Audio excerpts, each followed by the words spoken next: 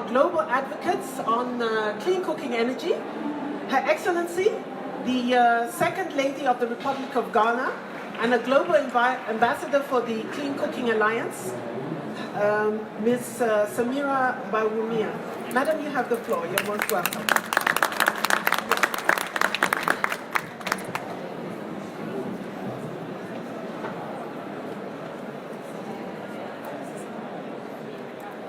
Thank you. Good morning. It's an honor to be here again, and when I say again, I don't mean at COP, but to be speaking to this issue once again. As Sheila said, we've been everywhere speaking to the importance of dealing with clean cooking issues and making sure that it's front and center in all the conversations that are being had. I'd like to thank the United Nations Department of Economic and Social Affairs, UNDESA, WHO, World Bank, and UNMDP for inviting me. So today's panel and presentations will focus on discuss the effects of clean cooking solutions on health, gender, and social development, socioeconomic development. As we all know, energy is at the core of our existence, and its access is key to the quality of life we have. So lack of access to clean energy affects health, climate, limits opportunities, and has adverse economic consequences. Clean cooking is a significant part of this conversation. Unfortunately, clean cooking has not quite received the necessary attention and investments despite its enormous effect across the sustainable development agenda. Over the years, interventions to improve energy access have focused mainly on electricity access and have often neglected non-electricity household energy use and access. While 1.3 billion people lack access to electricity, more than double that number, which is about 3 billion people, still rely on biomass for cooking. The use of such polluting and inefficient fuels and stoves results in respiratory illnesses, heart disease, and even death. In fact, indoor air pollution causes more than 4 million premature deaths every year, 50% of which are children under the age of 5. There is a relationship between exposure to air pollution caused by cooking with biomass and increased blood pressure in pregnant women, lower birth weight of infants, and increased incidence of childhood pneumonia, and increased risk of stillbirth. In 2015, pneumonia caused the deaths of 500,000 children under 5 years of age in sub-Saharan Africa. And air pollution is known to be a leading cause of this disease. The same year, 400,000 African children under the age of 5 died prematurely because of the polluted air they breathe, thus according to research from Stanford University and the University of California, San Diego. Emissions from traditional cook stoves and biomass fuels do not only derail environmental and climate-related goals, but also adversely affect our health. Cooking with inefficient fuels releases greenhouse gases like carbon dioxide, and as well as short-lived climate pollutants such as black carbon, which is a component of particulate matter emissions. These greenhouse gas emissions from non-renewable wood fuels alone amount to a gigaton of carbon dioxide per year. Furthermore, black carbon is the second largest contributor to climate change after carbon dioxide and is a major source of methane, which contributes to the formation of ground-level ozone or smog. An estimated 25% of global emissions of black carbon come from burning solid biomass fuels for cooking and heating in homes. 84% of all black carbon emissions from household combustion come from developing countries. Within Asia and Africa, residential solid fuel use accounts for 60 to 80% of total black carbon emissions. The United Nations Secretary General at COP24 reminded us that climate change is moving faster than we are. We face an imminent existential threat, and the clean cooking is critical to the solution. We are far from our targets of achieving universal access to clean and modern cooking fuels and technologies by 2030. This is likely because our approach thus far may not be as effective as it should be. The International Energy Agency estimates that without additional efforts, about 2.5 billion people will still depend on traditional biomass for cooking and heating in 2030 if our approach remains the same.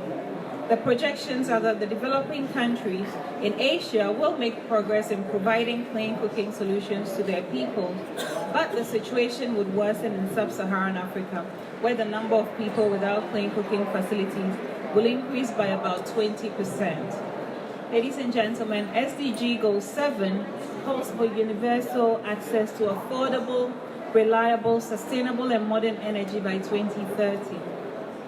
Realizing this vision set by the Paris Agreement requires a concerted effort. We need to continue mobilizing, strengthening and scaling up multi-stakeholder engagement, particularly political and technical cooperation amongst health, energy, environment, and climate sectors.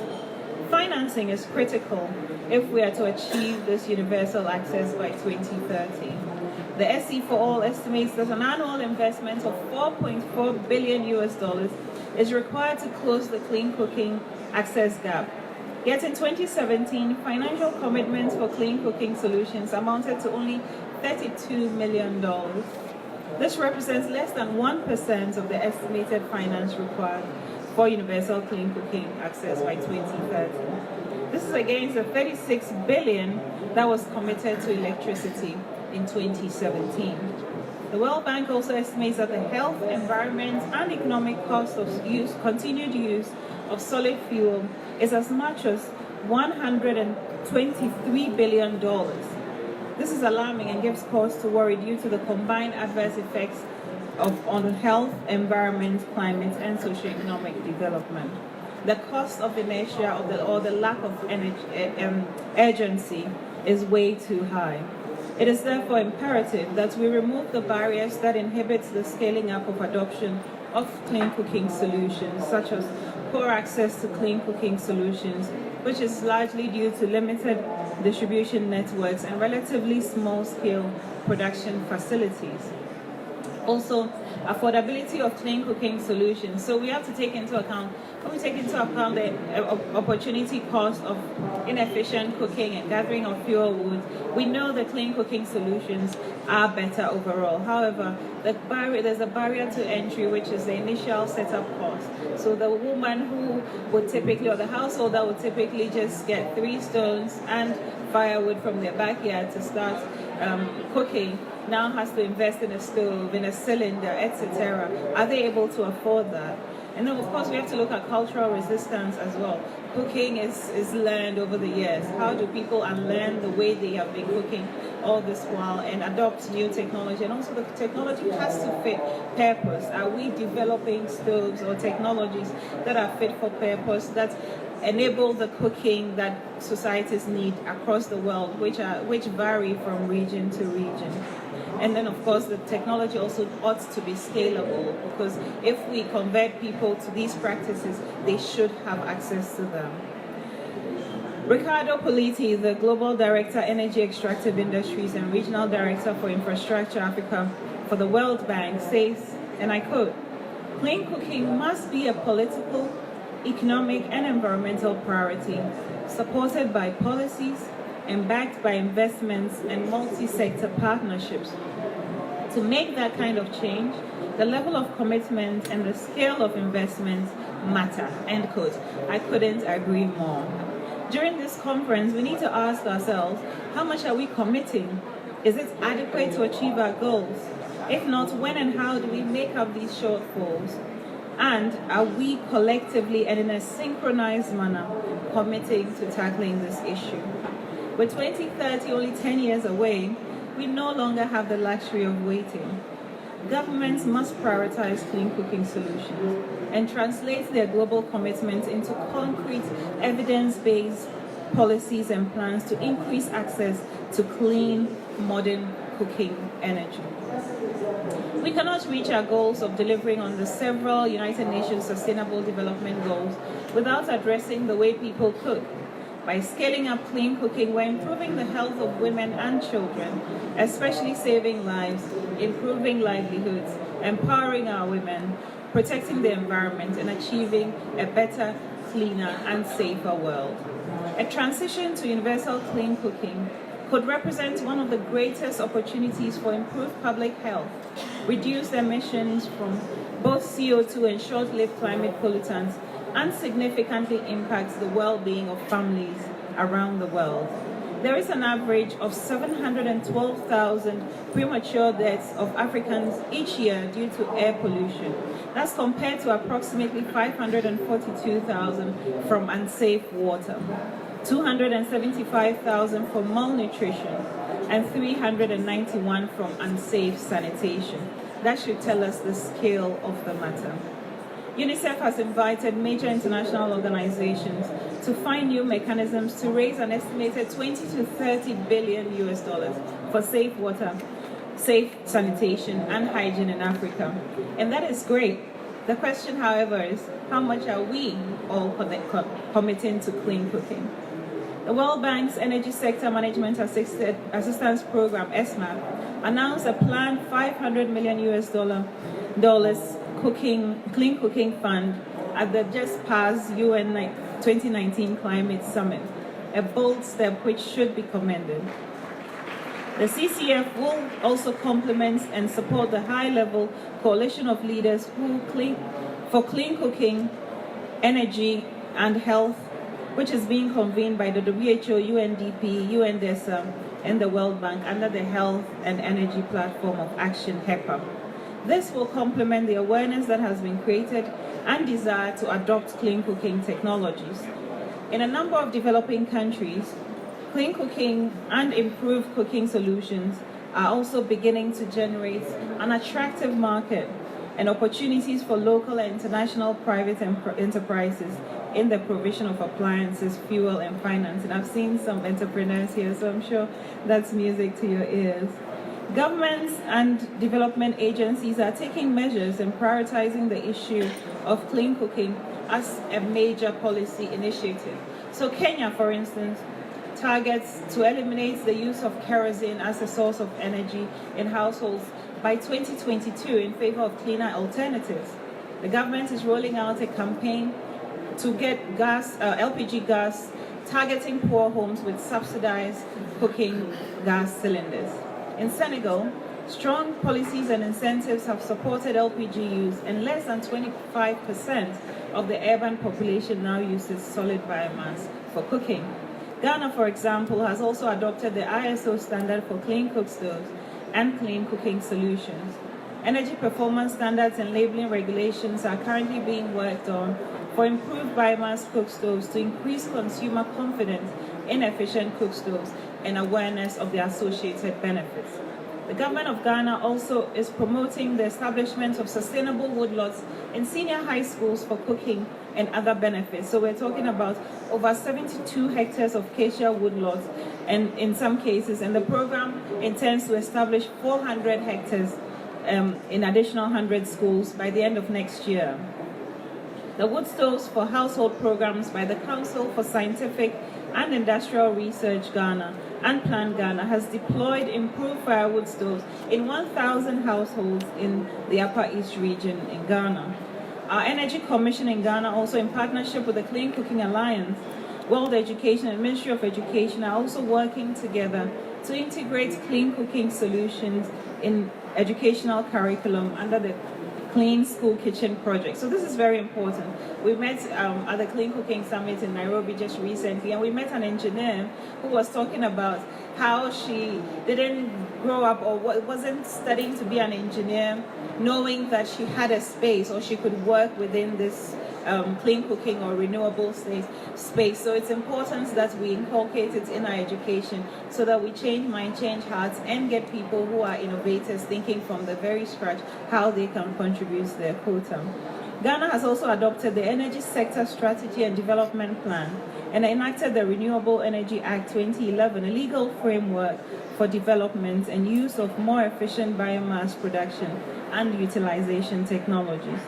Currently, the government is being supported by the World Bank to develop a clean cooking strategy document which would further build on ongoing initiatives and provide a clear roadmap as well as key strategies to driving adoption of clean cooking solutions. Subsidizing poor households access to cleaner burning fuels, as India has done for LPG, is an example of how we can increase access to clean cooking solutions. By sending cash transfers directly to consumers' bank accounts, the Indian government has efficiently and effectively lowered the barrier of entry for domestic LPG users while ensuring that commercial users continue to pay the market price. About 50 million families have been connected to LPG over the last 2 years alone. And the government hopes to add another 30 million by March 2020. Innovative business models such as the pay-as-you-go model is also having, supporting the project in India. So, ladies and gentlemen, recognizing the need to address the effects of clean cooking on health and its related impacts on the Sustainable Development Agenda is a human issue, and therefore it is a global issue. We need to invest in solutions that have proven to be successful, even as we seek to improve them and find more innovative ones. I'm glad that clean cooking is being discussed today at COP, and my wish is that it becomes one of the main issues discussed at the plenary in the near future. We should make it front and center because the co-benefits are enormous. There must be a targeted approach that incorporates local solutions. Let us continue this conversation while placing emphasis on the target regions in particular, which is Africa and Asia. A concerted political effort is also essential to the growth of the clean cooking sector. In doing so, let us engage political and business leaders, policymakers, experts, and civil society while building local capacity. Local solutions require local participation and ownership in order to succeed. Ensuring access to affordable, reliable, sustainable, and modern energy for all is essential to the cause of achieving healthy lives and promoting the well-being for all everywhere. I'd like to commend especially the governments of Norway, United Kingdom, and Netherlands for their financial commitments to the sector, and all others who are working tirelessly to push the clean cooking agenda. If we're committed to dealing with health and development issues, we must also commit to clean cooking issues. The cost of inaction is very high. We must act now. Ladies and gentlemen, we save ourselves when we save our planet. Thank you very much.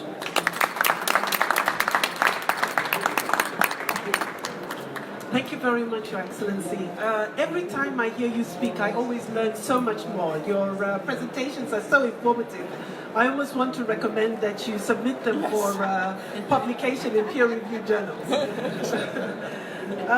To underscore what you said, Your Excellency, one of the key outcomes of the ministerial declaration that came from the review of SDG 7 at the 2018 High-Level Political Forum was indeed the need to prioritize clean cooking. In response to this, the WHO, UNDP, UNDES, and the World Bank, along with other key stakeholders, are currently building a mechanism for strengthening the political, investment, and technical cooperation among actors in the health and energy sector by the establishment of the multi-stakeholder Health and Energy Platform for Action that we fondly refer to as HEPA. To give us more information about HEPA, also in terms of setting the agenda and scene, I'd now like to invite Heather Adir Rohani, team leader from the Household Energy and Health, WHO Secretariat, to inform us about the ambitions of HEPA and what it proposes to do. Thank you all for having me here. As Sheila kindly introduced, my name is Heather Adir Rohani. I'm the Energy and Health Team Leader at the World Health Organization. And I want to thank you for Her Excellency. She just set up a fantastic show, and I don't really know if I can top that. She really covered it all. It was amazing. So I will try to be brief on the background and try to just give you guys the juicy details for the Health and Energy Platform of Action. So as she mentioned, 3 billion for 3 decades. That number has not shifted, and that's wrong. This world, that's almost 40% of the population. So imagine if this half of the room was cooking on clean fuels and technology, and this wasn't. That's not right. And we can make that change different. It is at the heart. Clean cooking is at the heart of sustainable development. It is at the heart of the climate agenda. it is responsible for about 25% of the world's black carbon, this short-lived climate pollutant. We're losing children, mothers are losing hours every day collecting fuel. We're causing millions of deaths every year, 60% in women and children. And this is just not fair. These are the people that already have the hardest access to receiving health services. So we need to prevent, we need to protect their health.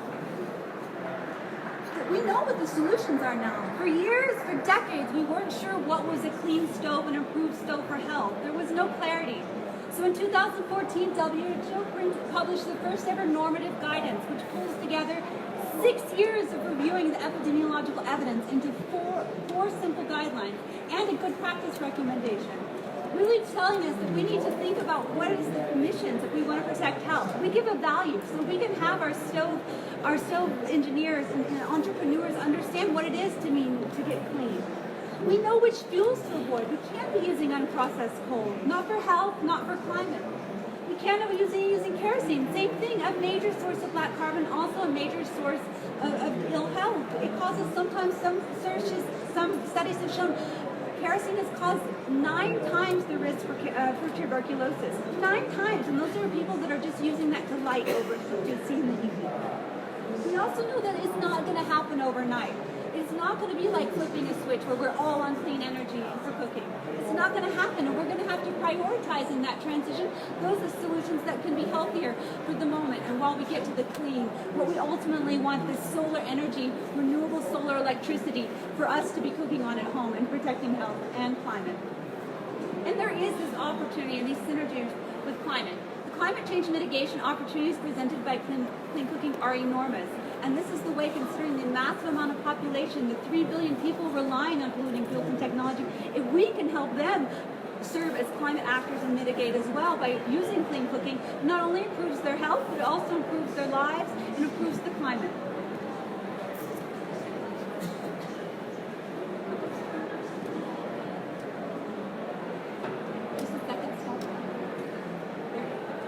So, as Sheila had pointed out, in the high-level political forum in 2018, we came up with a number of us actors to pull together the Clean Cooking Alliance, Energia, UNDP, UNDESA. We all kind of began to identify those key challenges because we have been there for three decades. What are the problems that we really face? One has to do with the supply. We need to make sure that cleaner solutions are available. We can't tell people to switch to clean energy if it's not there for them. So we really need to make sure the supply is there. We also need to make sure that the consumer knows why they need to prioritize clean cooking, what clean cooking provides for them, what it provides for the community, what it provides for their families. And that we need to make sure that we're looking at all the uses going on in the house. Often we can't just let someone use LPG for clean cooking or biogas for about 40%, 50% of their cooking, but then they're using that open fire the rest of the day.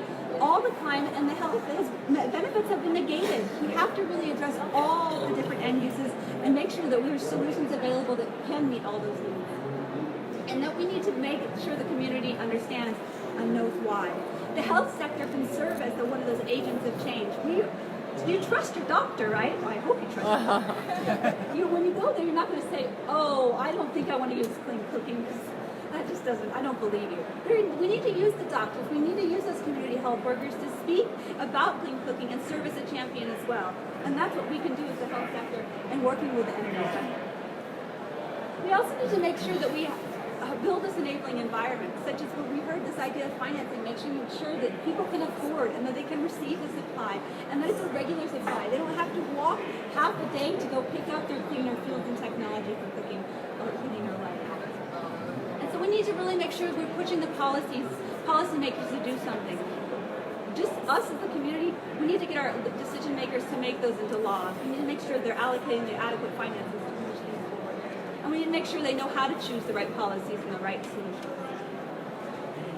So in summary, this document really pulled together these key priority areas: the enabling policies, the financing, investment. We have the World Bank to help with that. We have the multi-sectoral action. This is the health sector, the environment sector. We all need to work together. We need to make sure that we have the technology that really helps to these guidelines providing the emission rates that need to be attained. And we need to make sure that we're actually making progress. We need to see that we're actually transitioning to clean through monitoring and evaluation of what programs are working and how they're working and what's not working and why is it not working well. So some of the priority areas include we need to scale up the clean fuels and technology. We need to make sure that transitional options are available. We need to increase the investment. We need to increase the policies. We need to increase the laws and commitments. And we need to encourage that every actor, all the different sectors are working together. This is why I'm here. The health community is here. It's not because I work necessarily.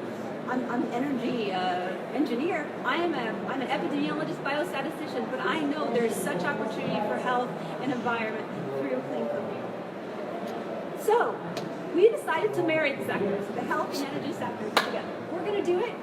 They're not your typical actors. You don't normally think, oh, there's a doctor and there's an energy engineer. We need to put them together. We need to create that communication. So we really want to pull the health and energy sectors together through this health and energy platform of action.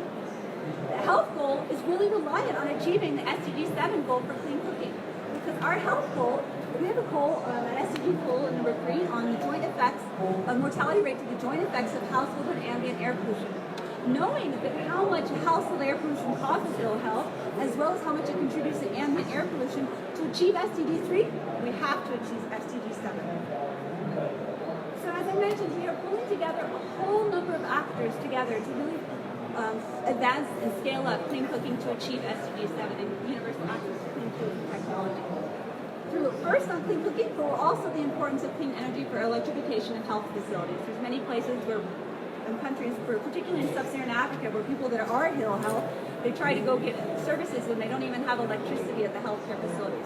So we think that there's a lot of opportunity to bring this attention, the clean cooking and the healthcare facility electrification together to the energy community and working with it. So here are just some of the amazing actors that we have had the opportunity to already start collaborating with, and we're going to be bringing more. IWEA, Clean Cooking Alliance, Energia, for example, Max, a great new study working into electricity, and we'll hear more from him later. Sustainable Energy for All, Global LPG. We really want to bring them all together, and there's more. These are just to name a few. From this health and energy platform of action, we really are hoping that countries have integrated action plans where you have responsibilities in all different sectors to really achieve this goal. We really want to ensure that we have the technical capacity. We want to know, for example, in Ghana, they're adopting the ISO standards because they're getting the capacity to really build that technical understanding and build those national standards for clean cooking. We need to enhance the monitoring and evaluation. And this is what we're working closely, for example, with the World Bank and enhancing how national surveys account for such work. Work on evidence-based policy. We want to really, for example, the Ujjiwala scheme that Her Excellency referred to in India that's going on in terms of the scale of LPG. We want to make sure that's actually the stoves are actually being adopted and being used and they're actually providing benefits. So we really need to make sure that we're understanding what's happening at the ground. And we can therefore use this information to make sure that we have evidence-based policies. And then, of course, the tools and behavior change. Because us telling the community to do it isn't going to change things. We need to teach them why, and they need to really own it. It's all about ownership, and the individual needs to have ownership over what they want to do, and clean cooking is a prioritization for themselves.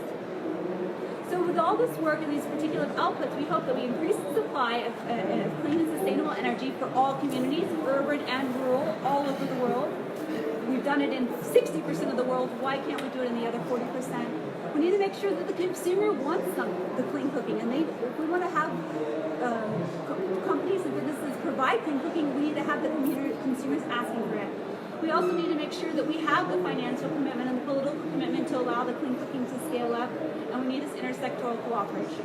So this is what the Health and Energy Platform of Action really hopes to do and achieve to make sure that we can make it to clean cooking. So we've had various things going on from policy briefs.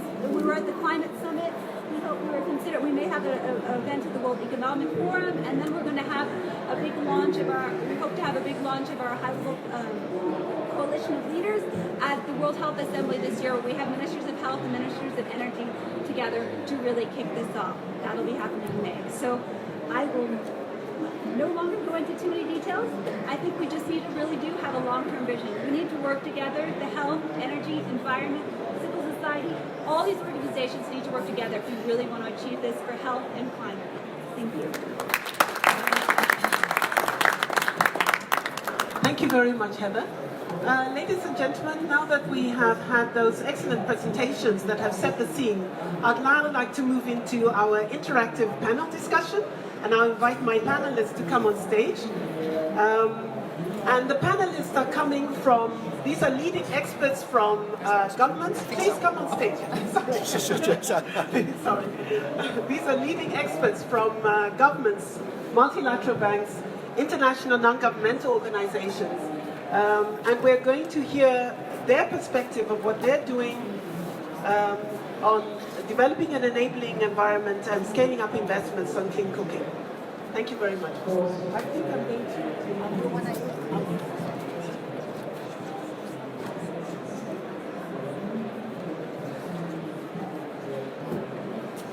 So I'll just quickly introduce my panelists. It's very nice to meet you all. We have Engineer Stephen Nzoka, the Deputy Director from the Ministry of Energy, Kenya. Next to him is Peter Cooper, Senior Policy Officer on Climate from the Ministry of Foreign Affairs, the Netherlands. Welcome. Rohit Khan, Practice Manager, Energy, Climate and Finance and the Energy Sector Management Program at the World Bank. Dilfna van der Lans, Chief Executive Officer of the Clean Cooking Alliance, and Ed Brown, Professor of the Global Energy Challenges, School of Social Sciences, Loughborough University. You're most welcome. Engineer Stephen, please allow me to start with you. We heard from Her Excellency and from Heather that one of the key drivers to try and reverse what when they set out the challenges is really a downward trend that we're seeing on clean cooking, is mobilization of political commitment.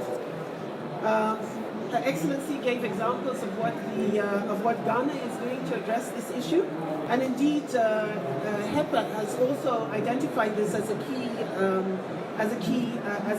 key action point. And in this regard, HEPA has established the high-level coalition of leaders for clean cooking, energy, and health to be supported, to be rolled out in collaboration with governments and other key stakeholders, and the intention is to launch this at the World Health Assembly in May 2020. So, Engineer Stephen, from a Kenyan perspective, what does leadership entail in an era of clean cooking crisis? You launched your own study at the Clean Cooking Forum in November that you hosted together with the Clean Cooking Alliance. And your study showed that there's still 92% of the Kenyan population that's relying on traditional fuels. In this clean cooking crisis, what does leadership from a Kenyan perspective look like? As you mentioned, for us to be able to do away with dirty energy, we need political will, we need leadership. And as a country, we realize that we cannot achieve clean cooking by 2030 if we do not have a different mindset. So we changed from generally what we were calling the Minister of Energy and Petroleum to a Minister of Energy with two different directorates. A directorate on energy, electricity, and a directorate on renewable energy. And in that renewable energy, we did not have big say on clean cooking. So we created a division with a whole director on bioenergy, and another division on energy efficiency and conservation, and the rest was on renewable energy technologies. And this was to take leadership so that we may be able to achieve clean cooking by 2030. And we created the institutional framework that will enable us to be able to achieve clean cooking by 2030. Under this division of bioenergy, we are coming up with the bioenergy strategy, which will address the issue of clean cooking. The whole issue of creating this new division, we did not have it in place. So by the year 2017, 2018, that's the time we created this division, and it's the one which has been taking the leadership on taking the clean cooking solutions forward. And through the bioenergy division, we were able to hold the clean cooking clean cooking conference in Nairobi from 5th to 7th of November, because we want to take this. We have even moved it from 2030 to 2028. We want to clear away with kerosene, like she has mentioned, by 2022. And we have a plan to enable the poor citizens who cannot be able to afford to have LPG, have their own LPG. We are calling it Gazietu, whereby they are given the cylinder together with gas and the cooking facilities at only $20. And this one, they are not paying it instantly, they can pay it slowly so that they can be able to have it. And then through our mobile transactions, they can be able to save daily less than $1, 30 cents, so that they can be able to replenish the gas at the end of the month. And we believe that every Kenyan can be able to afford 30 cents per day saving in their phone, and they pay using the phone. And we are looking forward for a time when now this refilling of the gas can be done at the local locality. You don't need to move to the petrol stations. Any shop near a village, so that we can create clean cooking in our country. So it requires the government to take leadership, like what the Kenyan government did. They decided deliberately to have a bioenergy division that is dealing with clean cooking, and we look forward to seeing success. Thank you very much, Engineer Stephen. So you talked about creating specific institutional structures, a very ambitious policy, more ambitious than the SDGs because you've moved it 2 years ahead. Could you maybe describe very concrete actions on the ground in terms of your programs that you're also implementing in Kenya on clean cooking solutions? We have a lot of activities that are going on currently, the LPG gas is one of the activities that we are undertaking. We're also undertaking the issue of energy saving stoves, like under the World Bank program, which we are calling COSA. We are targeting 14 counties, which are the major culprits of environmental challenges. That is in the northern part.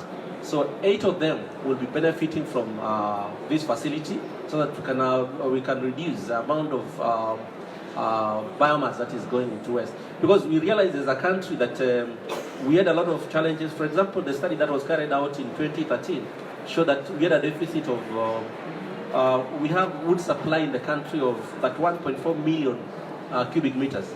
But the demand for the wood supply, the demand for wood was for 1.7. So we had a deficit of 10.3. We are importing timber and pole from Malawi, from other countries to our country. So we have a big deficit. And that's the reason why we are realizing that we need to have a different approach. We have other partners who are promoting solar cooking. I've even seen one which is around here, and they're even promoting the local manufacturers to produce the solar cookers. We're also encouraging the citizens to use electricity cooking. We know that we have an ambitious program to achieve electricity access by 2022. Currently we are at 75%, and we believe by 2022 we'll be there. So we have high efficiency cook stoves, electric ones, we can be able to take our country forward. Thank you very much. Still to keep the spotlight on member states and governments, Peter, allow me to move to you. Your Prime Minister, Mark Rutte, in his speech on the opening of the COP25, mentioned that it's essential for the Netherlands to make sure that the climate transition is just and widely supported. With these remarks, I know that you're part of the delegation that is actually participating in the negotiations here. So in your perspective, is there sufficient attention and focus on clean cooking, on the clean cooking crisis in the climate debate? Thank you, Excellencies, and it's a pleasure for me to be here. To be honest, I was staggered by the facts, because until recently I wasn't aware about these huge numbers and the enormous co-benefits that clean cooking provides. And I was going through this and I was trying to think for myself, what's the reason? I sit in the climate diplomacy team. We advocate internationally under our Prime Minister's command to raise ambitions globally, fast track and implementation of NDCs, and yet even within our team, it's not really known what these numbers are, how severe, and how much progress we can still make. And so I was thinking, what's the reason for that? How can that be so left untouched? Why is there no political attention? Why is there no media attention? Why is the public not so aware of it? And I think it's because there's so many benefits that the message kind of gets diluted. And so I think it's a huge plus, and it's a huge gain that clean cooking has multiple benefits for gender, for climate, for socio-economic development, etc., etc. But it becomes harder to persuade others to join because we too tend to work in silos. Health is with one division, energy is with another, climate is with another. And so connecting the dots, I think, is really, really important. And also trying to see how we can convey a message, perhaps even more simpler and clearer, would do a good job in doing that. So I think, we can do a lot more. I think the Netherlands has the attention, but even within our office, we could do more. But we have to really convey other donor countries, other developed countries, to put this higher on the political attention. And I would really applaud Our Excellency's ambition to get this at the high-level segment as well. I think that would be a great achievement if, for a wider audience, we could have that message conveyed. Thank you very much, Peter. A follow-on question is that we can't talk about climate without talking about financing. And the Netherlands is one of the a very important climate finance donor. So from the perspective of climate finance donor, how would you say that, what is the Netherlands' approach to clean cooking? Well, our approach is, first of all, we focused on the poorest regions and women in particular. So really leave no one behind principle. That's where the Netherlands' aim and focus is when it comes to clean cooking. We very much link it to our renewable energy policy. Clean cooking is a priority for us in committing to achieving 50 million people to renewable energy by 2030. And I think we should really relate it to an initiative that I'm very much working on, which is called the NDC Partnership, which is really being put together to help developing countries develop and implement their nationally determined contributions, so their national plans. And linking these SDG 7 clean cooking specifically with the next generation of NDCs, which will be submitted to the UNFCCC next year, I think that's where we should really leap forward and see if we can create an enhancement in the quality of these NDCs and to see if we can get a more prominent role for clean cooking in that. Very good news for those of us working on clean cooking and really looking at how clean cooking links to climate and can deliver on the climate agenda. Rohit, we're still talking about money, so I'll come to you from the World Bank. And Her Excellency had alluded also to a report that came out in 2000 from SE for All called Energizing Finance. They have these reports, and this was the latest one. And there were shocking figures in there. According to their report, investments in clean cooking dropped by 73% from 2015 to 2017. So in 2 years, quite a significant drop. And they also reported, like Her Excellency said, that current commitments are 32 million, which falls far short of the 4.4 billion annually that we need if we're going to have clean cooking for all by 2020. We also heard from Heather about the Clean Cooking Fund. So I think this is going to be one of the instruments that we're going to use to scale up investments. Could you speak to us about that? Yes, thanks Sheila very much. So as Her Excellency also mentioned, we have established this Clean Cooking Fund under SMAP, and we're very grateful to the governments of the Netherlands, Norway and Denmark to really get us going as the launch donors for the fund. So as you say, you know, the numbers are frankly a global embarrassment. And our objective in setting up the Clean Cooking Fund was to do for clean cooking what we feel we've been able to do with off-grid solar. So in off-grid solar, the World Bank's investments in Africa were practically zero 5 years ago. Last 2 years, $800 million in IDA financing for off-grid solar. We really should be at those levels. As His Excellency was saying, the numbers justify actually doing more than that even. So the objective of the fund is to use the $500 million to leverage another $1 billion in public and private financing. So if you take that number of 30 million per year, our goal and take a sort of a 5-year perspective on this fund, we're talking about a 10-fold increase in financing. This is our ambition. It's admittedly a small base, but we feel that a 10-fold increase will move the needle.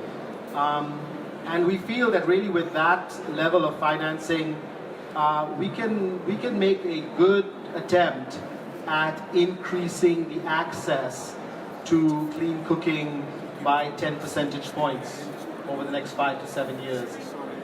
And that's really sort of what we're trying to do. Currently, we're just not keeping pace with population growth, but if we can increase it by 10 percentage points, it will be transformational, I think. And it would create the kind of business environment and the private sector development around this sector that is essential to make it sustainable. So the funds will be deployed primarily as results-based financing to incentivize the private sector. Learning from our experience in off-grid solar under the Lighting Africa program, it would also provide support for the enabling environment, for policies, regulations, market development, providing support to the private sector, working on standards and so on and so forth. So this is our goal, and we already have a significant pipeline of World Bank projects that are ready for these matching funds from the Clean Cooking Fund. Ghana, Zambia, Rwanda, Burundi, Niger is sort of the first batch of projects in this coming year. And so we are confident really that we can deploy $50 to $100 million from the Clean Cooking Fund in the first year, and with matching IDA financing and public and private financing in country, I think already by the end of 2020 we should be able to be on the pathway to that goal, as I said, of increasing the access rate substantially through the Clean Cooking Fund. Thank you very much, Ranit. So, just remembering the figures, it's 500 million to leverage 1 billion for clean cooking. And I think you've given a 5-year timeline, am I correct? So very ambitious, really taking clean cooking to the level that it needs to be. You talked about leveraging IDA funds, and you said public and private funds. Those of us working in energy access are always very envious of the climate investment funds. And you have in front of your title, there is climate energy finance. So do you think that the clean cooking funds could also leverage climate funds? And if so, how? Yes, I mean, I absolutely think I can. So I think a couple of things here. So first of all, I believe that the Clean Cooking Fund itself should mobilize climate finance. So I think those donors who have dedicated resources for climate finance, this should be something they should consider, putting money into the Clean Cooking Fund as part of their international climate finance commitments. So this is the first thing I want to say. We have already some experience with mobilizing funding from the Green Climate Fund for $20 million for a project in Bangladesh. So I think the precedent has been established to be able to mobilize GCF funding as well. I think there is a project in Kenya that GIZ has mobilized for clean cooking as well. So definitely there's a possibility of that. In addition, there's carbon finance as well, which is basically purchasing emission reductions. And so the World Bank's Carbon Initiative for Development, CDEV, already has a track record of deploying about $40 million in emissions reductions agreements. And I think we are in discussions with them to be able to essentially use that as bonus payments on top of funding from the Clean Cooking Fund. So if a project can show that it meets these emissions reductions and meets their standards, we're able to mobilize these bonus payments from CDEV. And we're having a similar discussion, by the way, on the health side. There's a health results-based fund in the World Bank as well. And so they also are saying that for the projects we're proposing, if we can show verified results on the health side, there will be additional bonus payments from the health fund as well in the back. So we think that's why we're talking about this leveraging. So definitely both climate finance and health finance are on the table in terms of leveraging these resources. And Rohit, just to note that 2 weeks ago in Rwanda, there was a gender summit, and at the summit, the affirmative act financing for women was launched. And this is to fill a 42 billion gap of investment financing women. And I think it would be very good to see how we can also leverage funding from the women and gender sector to focus on clean cooking, because I don't think the gender sector is paying enough attention to this issue as it should be. Right, I absolutely agree with that. And in fact, so we are piloting a project in Laos right now on clean cooking, and the government of Luxembourg has in fact provided some funding to SMAP, and that project is testing how you can essentially have payments for the gender co-benefits. So it's going to test the methodology for the results-based financing in Laos, and that's going to be sort of our first major effort around that. We're also conducting some field studies around this area, but Laos is the first major project where we've put in significant resources and have a protocol in place for mobilizing funding for those gender co-benefits. I absolutely agree with you. I think that's definitely on the table. Unfortunately, there's no dedicated fund for results-based funding for gender yet. But I think, why not? Why not use this as something that we can mobilize? I think there are many potential investors in this area too. Yeah. And Dimfna, Your Excellency, the Commission for the Status of Women in 2020 is going to be a milestone event 25 years after Beijing Platform for Action. Our voices need to be heard there in the main plenary. Working on it. Dimfna, turning to you. Since 2010, the Clean Cooking Alliance, in my opinion, but I think in the opinion of many of us here in the room, is one of the reasons that we are talking about clean cooking. It's been one of the main drivers of clean cooking, of the clean cooking agenda. We were together in Nairobi at the forum, and in fact that has become a milestone event in the clean cooking community. Every 2 years you hold the forum, where we had 500 people from 50 countries. And at the forum, you had presented your strategy moving ahead, given the new context and the new scenario for clean cooking. So, could you just speak to what actions that you are taking to look at clean cooking? And I also looked at your website, and you also put clean cooking in the context of a climate solution. So, if you could talk to what actions you take. Sure, thank you. It's always wonderful to be with Sheila and with the Second Lady of Ghana, who we're so honored to have as one of our ambassadors. There truly is not a better voice in this sector to articulate and do it so well. And like Sheila, every time I listen to you, I learn something new. So delighted to be here. I have been with the Clean Cooking Alliance for almost 2 years now, and I come to this position and to this work with two themes, if I may. My first one is a deep sense of urgency. Like, it is unacceptable, totally unacceptable. We have to sit here and talk about cooking, which is the fundamental act for all of us 3 times a day. Like, every time I say it, I get emotional about it, because how is this still possible? In an age where we have self-driving cars and refrigerators that will tell us we're running out of milk, there are still half of the population who don't have access to clean cooking solutions. And that to me is just completely unacceptable. Combined with the fact that we have 10 years to reach these targets, the sense of urgency is one that I hope everybody here will walk away with. Secondly, I come to this position from the private sector. I am a private sector girl through and through. I really want to make sure that solutions that are going to be shared within this sector are sustainable. And it's so incredibly important to make sure that we collectively support the businesses are producing these solutions. And there's many, many of them out there, and we know they can work. I think it's so important to make sure that funds that are being established are actually able to deploy the money because there are sustainable businesses providing the goods and services that consumers want. And with that, my final point are really around innovation. So we indeed have been working on this for 10 years, and I'm grateful for the fact that it continues to be elevated in moments like this and in forums like this. But we really need to make sure that we think about the consumers.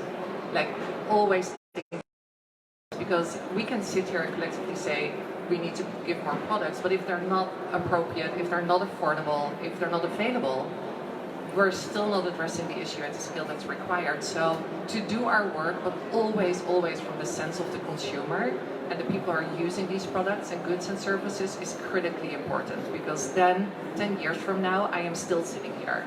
And then I have significantly failed. We collectively have significantly failed.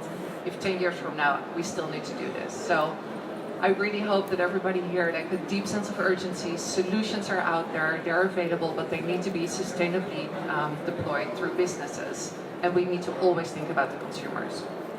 Thank you very much. Yeah, the consumers. So we've talked about private sector, we've talked about the public sector, strengthening political commitment, the private sector. We talked about investors, the private sectors, and now the consumers.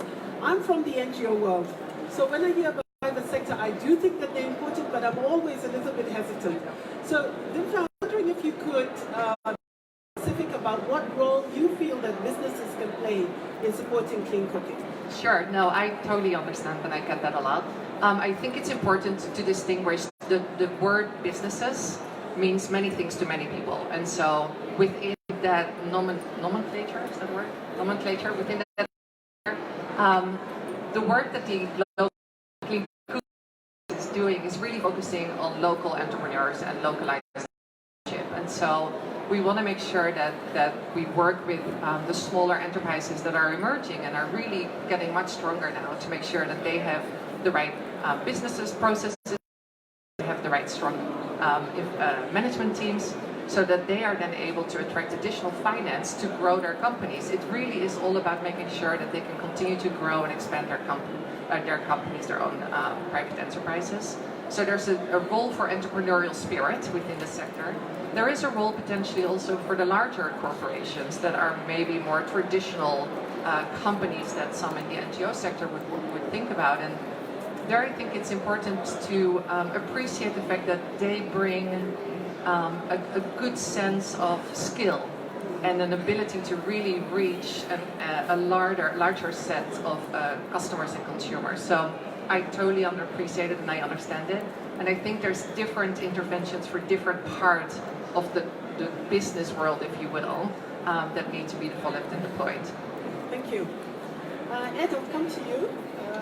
Last but definitely not least on the panel. Ed, you were also at the Clean Cooking Forum, and our mantra there was invest, innovate, and impact. And innovate was put between the investment and the impact.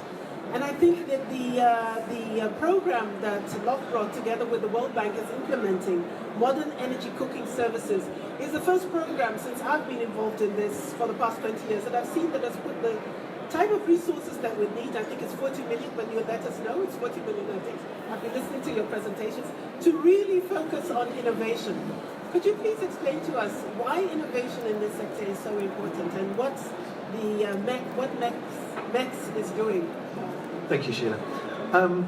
I think that innovation is particularly important here because I think we have to be brutally honest as a sector.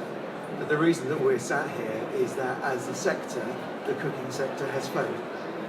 In the sense that we are facing the circumstances that we're facing despite all of the decades of clean cooking innovation that we have been involved in. So that means that we all come here with an understanding that something needs to change dramatically. And if that's the case, then how do we bring about that change and innovation? So that's what Modern Energy Cooking Services is all about. It's about how do we invest in a program that can support truly innovative ideas that can allow us to address the issues in new ways. So the program is about, I think, 5 things. Firstly, it's about challenging the orthodoxy of how we currently do things. So with the best will in the world, improved biomass cook stoves are not going to get us where we need to be. They're part of the solution, but they are not the solution. So on that basis, how do we make sure that there is more investment going into truly clean alternatives and new ways of thinking about clean cooking on that basis? That's the first thing. The second thing is improving our knowledge and understanding of the reasons as to why we are in this situation, improving the way in which we are being brutally honest with why we are where we are. And that's one of the things that we're doing along with SMAP, is a new reinterpretation of the state of the clean cooking sector. We're also working with Delberg at the moment on a major study looking at what the major issues that we need to address are, and what do we actually mean by modern energy cooking services? What is it that we're trying to achieve by 2030? The third thing is recognizing that there are a series of innovations, and also that our common sense understanding of things is maybe not all that it should be. One example, I think right at the beginning, Heather mentioned that we're interested in electric cooking. When I first started talking about electric cooking 3 years ago, everyone that I spoke to were, "You're mad. You know, it's absolutely not going to work because it's too expensive, it's too inefficient, nobody could afford it, etc., etc." So we went, okay, why is that the case then?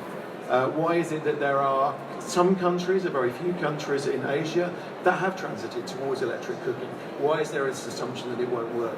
And we've done research on a global market assessment and found that actually, in particular cases, with new developments in technology, particularly we found in relation to electric pressure cookers, there are real opportunities that can be grasped if we go for them now. Part of that is through helping to support early stage innovators in this area. So we have now launched we're now in the middle of 2 programs of challenge funds, and actually just yesterday we launched our second major challenge fund program, which is looking for applications in the area of electric cooking for up to £60,000 over the course of a one-year project. There'll be all sorts of opportunities to apply into that. mex.org.uk if people are interested in looking at that as a possibility.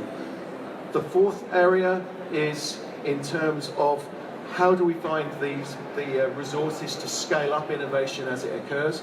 I think the gender impact bonds is something we're actually working with Cardano in terms of trying to bring that to fruition. So it's not only kind of recognising this as a possibility, but actually working with donors to make sure that the resources are there to meet that.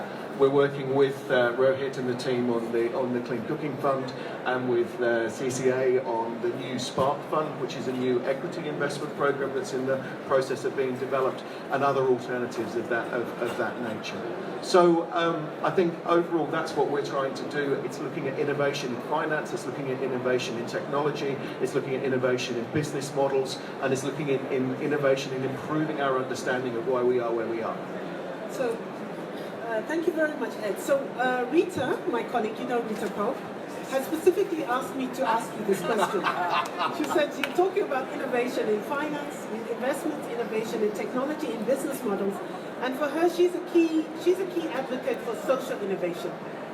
So is Meg also going to address social innovation? Indeed we are. You should tell her, go back and tell her exactly that. Can you give me some examples? Yeah, I mean, social innovation is massively important, because I think there is a valid assumption that we need to know more about how people cook. So when I'm actually from the electrification sector, as a variety of different sectors. So I come at this not from a clean cooking background, but from an electrification background. And when I first started looking at clean cooking, something that absolutely astounded me was there were no real studies about how much fuel it took to cook particular types of meals in particular countries. Loads of stuff about how much energy it took to boil an egg, or to the efficiency of stoves or whatever it was. Nothing in terms of what it was like differently in terms of cooking injera in Ethiopia, in cooking ugali, in cooking various meals in different parts of Africa. So in that sense, it's massively important that we begin to invest in that kind of research about how people cook. Secondly, but it's not just about how people cook now. It's also about how do people aspire to cook. And sometimes they don't know what they aspire to cook until they know what the options are. So when we first started introducing pressure cookers into Kenya and into Zambia and into Tanzania and into Myanmar, our expectation was people would be, oh no, that's completely different, I don't want to use that, just to see whether it worked or not. But actually, as soon as women, in particular as the cooks, saw, hang on a minute, you mean that I can just turn this on and walk away and go and do something else? I don't have to stand there for 2 hours to stir it, and my clothes aren't going to stink of wood smoke. Sign me up now. And I think that there is a real tremendous sense of, there's an assumption that people do things the way that they do because they want to do them. But if there are opportunities to do things in different ways, then that understanding is really important to develop. Thank you very much. I'm just going to have a time check from Heather, and my phone is somewhere down there. 20 minutes? Okay, great. So, and also Heather or Nadine, could I also ask, we're having Mr. Liu giving the closing remarks. If he comes or when it's ready, you can just let me know. But I'd now like to open up the floor for questions. And the questions can also go to Her Excellency, but also to Heather and to our panelists, or they could be interventions to further strengthen the comments. There's a mic there. Please just give your name and organization and make our questions very concise so we can have more questions. And so, good afternoon. My name is MG. I'm from the Environmental Protection Agency, Ghana. I think listening to, first of all, let me thank Excellency and all the panelists for such brilliant discussions. Listening to all the discussions around, I think there's one focus that I'm not hearing very well in terms of attention and also in terms of technology. Because if you look at the discourse today, it focuses on household cooking.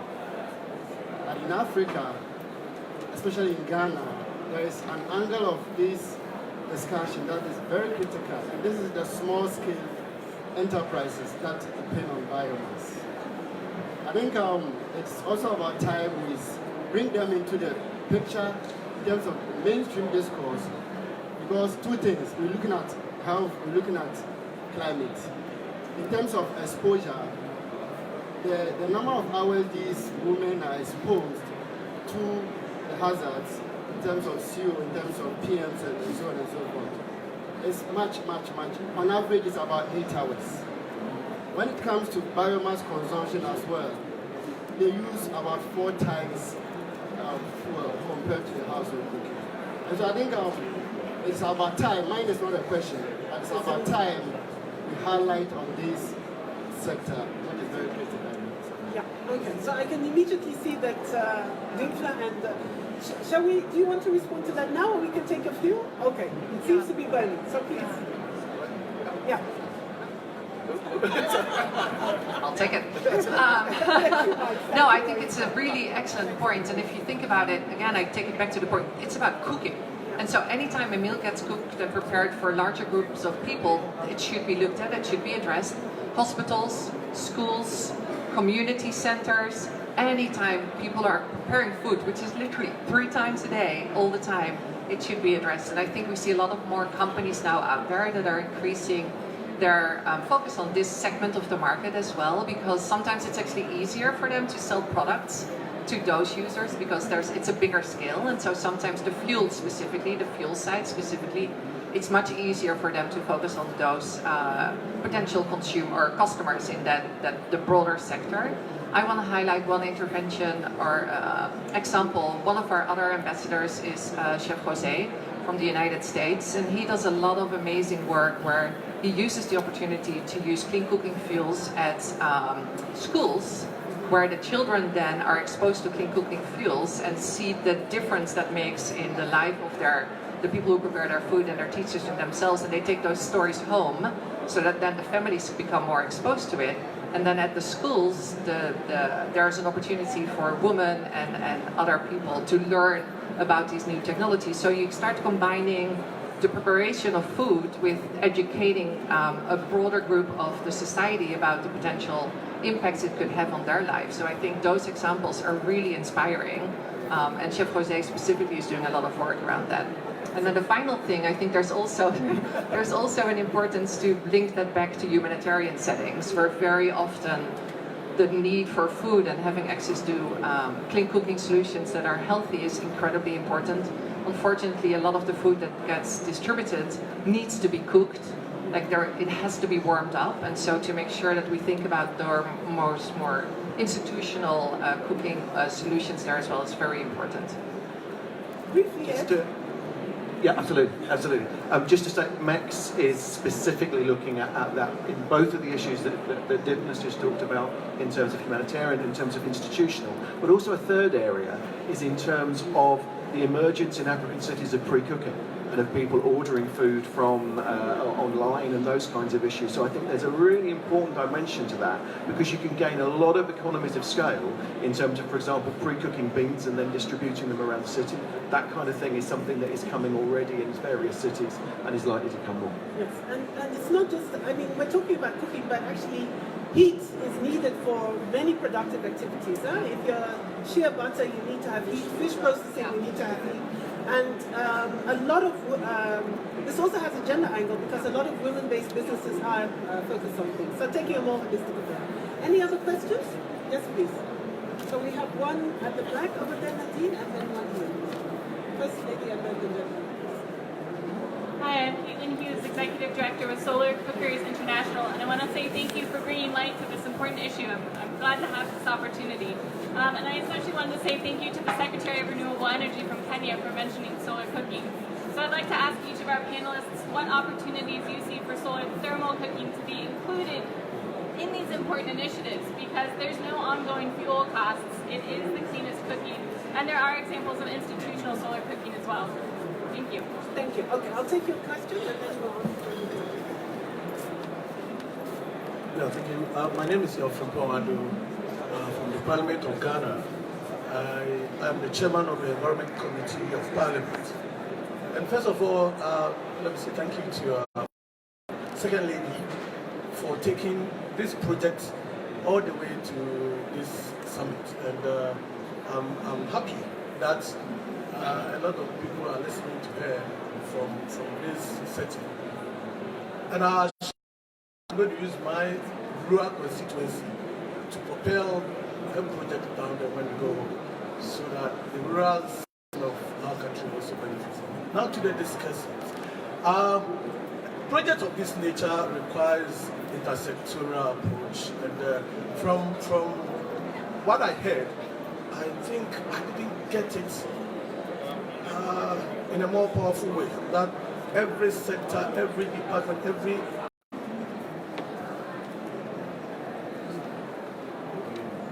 in our country, we realize that we cannot, as a ministry, we cannot work on our own in this space of clean cooking. So we are working, it's a multi-sector, because indoor air pollution is being tackled by the Minister of Health. Issues on environment is vested in the Minister of Environment and the county governments, and the food comes from agriculture. So all these sectors come together, and we are trying to work together to address that issue on clean cooking.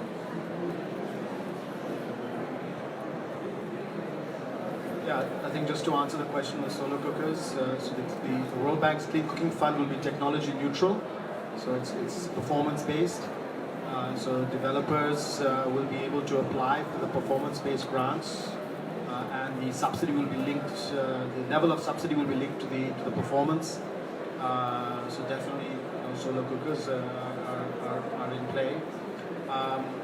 So that's on that particular question. I think just to also comment on the sort of cooking more broadly, the World Bank has a major fisheries project in West Africa, and in fact we are working with our colleagues in the fisheries sector to introduce cleaner options for smoking as well. So definitely, and the Lao project I was referring to as a major component on cooking meals in schools.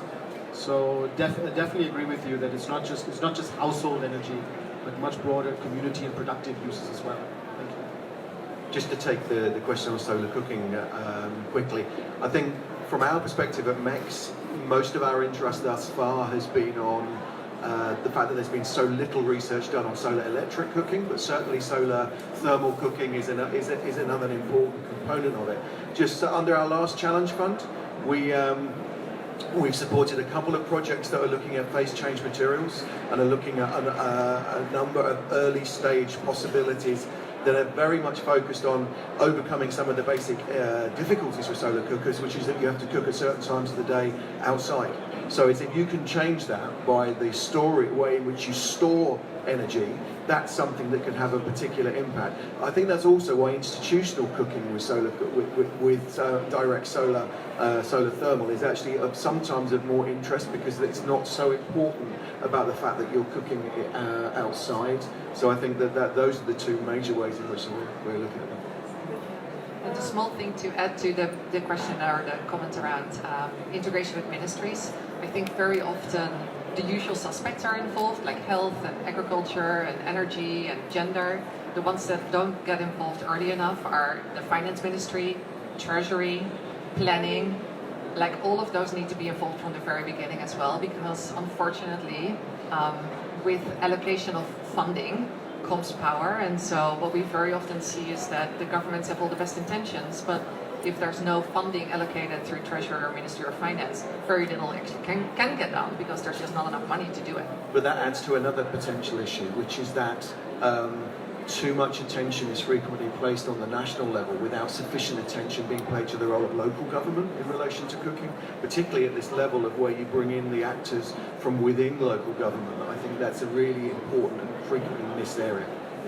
So yes, please. And also, Peter, you had talked about the NDCs and putting clean cooking in the NDCs. No, actually, so yes, maybe also climate is also important. to add on top of that. As a government, we only try to create an enabling environment for the private sector to play their role. Yeah. So majorly, the private sector is really one of the key players in our country. And actually, we're encouraging them because we want to create jobs through clean cooking solutions, and so the private sector is on board. For example, even though we are moving out of biomass, we are seeing a lot of interest on briquette making. Recently, I was able to grace an occasion where they were launching an association of SMEs on briquettes. And these are just the private sector coming together, and they formed an association that they can be able to take forward. And we are encouraging, because as a government, we only need to create an enabling environment through policies and giving an incentive so that the private sector can, to have a level ground where they can be able to do business. Yeah, maybe very, very quickly, 2 points I would like to make is one, more political attention. And I think civil society organizations are very, very key for that. We support, not in this sector, but in other sectors, a lot of civil society voices. And I think they should advocate strongly for putting this higher on the political agenda, both in developed countries and developing countries. And I think a landing zone, as I mentioned before, could potentially be these NDCs. Having that's where the next generation of NDCs will be enhanced, and having it more of a whole of government, whole of society. So whole of government meaning that indeed ministries of all sectors, all ministries are involved, all sectors are involved, and I think then you could you have a window of opportunity really creating that leverage across sectors and across ministries. So. Thank you very much for bringing a point that I should in fact have raised as a civil society. And I know that Minister Graag from the Netherlands, with the powering of voices, is really committing substantial resources to strengthen civil society to engage in sectors. In our country, I think civil society plays a very key role too, together with NGOs. They keep the government on the toe when it comes to issues.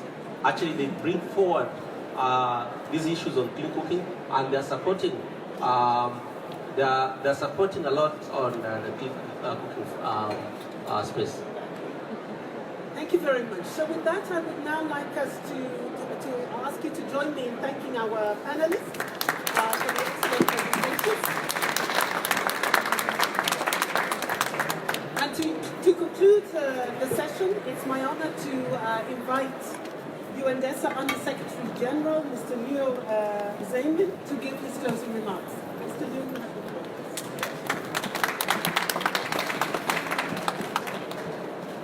Thank you, Shira, for your moderating this important session, and thank you for your leadership in SDG 7 Policy Advisory Group.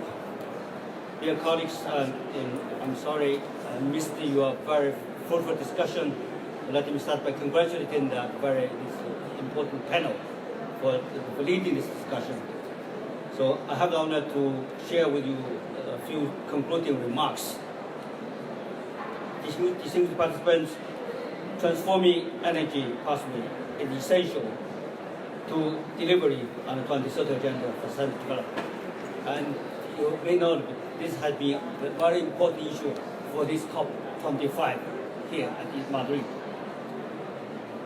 This point is also emphasized in the recently published Global Sustainable Development Report prepared by an independent group of scientists. You know, among one of the 6 entry points by this report will be decarbonization of energy with universal access. That's basically the issue you are discussing is one of these entry points. When we're talking about transforming energy, people must be at the heart of such energy transformation. In this 21st century, we simply cannot leave 840 million people in darkness without access to electricity. We cannot leave 3 billion people without clean cooking facilities. At the same time, the impacts of energy-related interventions spread far beyond the energy sector. If we take cooking alone, almost 4 million deaths per year are attributed to household air pollution. Women and children are unfairly affected by the long-term health problems caused by cooking with unsafe fuels and technologies. Also by having to carry heavy loads of cooking fuels. Black carbon emissions from cooking are also contributors to climate pollutants. Their reduction can improve the air quality rapidly and help slow the rate of near-term climate change. Accelerating a transition towards clean cooking technologies will spur progress, not only on climate action, but across many other sustainable development goals and targets, such as poverty eradication, gender equality, health, education, decent jobs, and innovation. Yet there has been virtually no progress on SDG 7 target on universal access to clean cooking solutions. So this is still, that's why we have this discussion. I hope that through this discussion we can really raise the awareness of the issue to the entire international community. Distinguished participants, we at the United Nations Department of Economic and Social Affairs are fully committed to making clean cooking a reality for all. Let me highlight a few the following points. First, we are proud to partner with the WHO, UNDP, and the World Bank in the creation of a multi-stakeholder health and energy platform of action. This is aimed at improving the health and the livelihoods of the poorest populations through adoption of clean and sustainable energy. As a part of this joint effort, we will support the establishment of a high-level coalition of leaders for clean cooking, energy, and health. Second, we warmly welcome the Clean Cooking Fund established by the World Bank. Third, to strengthen coordination and collaboration across the UN system, we will reinforce the Secretariat for UN Energy, building on the UN Energy Action Plan. I think you may not be Secretary General Antonio Guterres just upon his special representative on energy, a colleague from Nigeria, also a lady colleague from Nigeria. She's going to co-chair the UN Energy together with the UNDP Administrator Pakistan, and we are preparing to have the first meeting at the principal level early next week.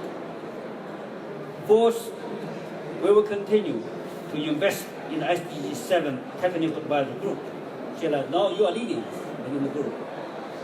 In support of the high-level political forum and the UN Decade on Sustainable Energy for 2014 to 2024.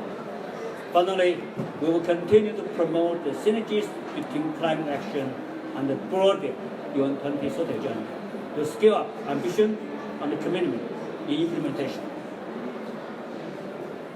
I think when we are talking about the promoting synergy between climate action and broad UN 2030 agenda, I'm glad to share with you this morning Secretary General Antonio Guterres just dropped in our SDG Pavilion. He appreciates that this year, through this SDG Pavilion, we have brought many of the SDG issues to the COP on climate change. As this way, we are continuing to improve. So we are not just going for COP of climate change, focusing on climate. We need to address many of the climate-related issues, including clean cooking, and fuel. Distinguished participants, SDG 7 energy is within reach if we take immediate action and if we do so in an integrated manner. We must address relevant interlinkages holistically. I strongly believe that by bringing energy and health sectors together, we can support the achievement of these interconnected goals as well as the climate agenda. So let us all become part of this global movement. I thank you very much for your support for this matter. Thank you.